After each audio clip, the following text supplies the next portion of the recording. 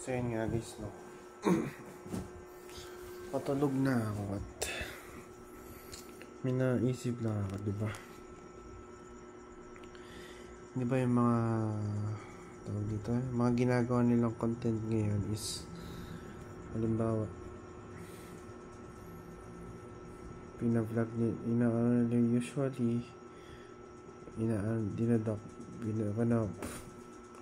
kinocontent nila yung fitness nila, kinocontent nila yung mga journey nila, mga trabaho nila, mga alam niyo yun, mga usually mga content nila yung mga fitness journey, yan, financial journey, kung paano nila naabot to, mga ganyan. May ginagawa silang goal. Kumbaga naisip ko bago ko matulog, parang ang ano na nila, ang saturated na kung iisipin, pero nag-work pa rin naman. Pero tingin ko hindi na siya unique pagka ginawa pa ng iba.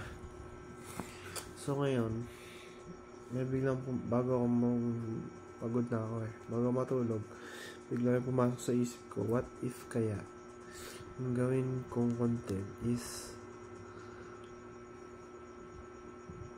i-document ko yung hindi naman i-document, i-content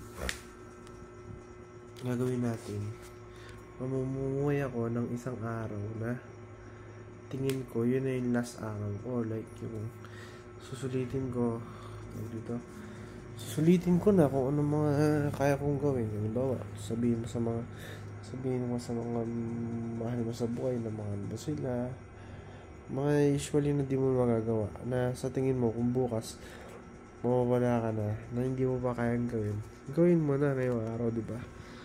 Kumbaga gagawin ko lang to para magka-idea lang din yung iba, kasi kung wala silang idea, diba? Minsan kasi ganun mawala ka na, kumbaga magsisisi ka pa, parang wala ka na pagsisisiyan.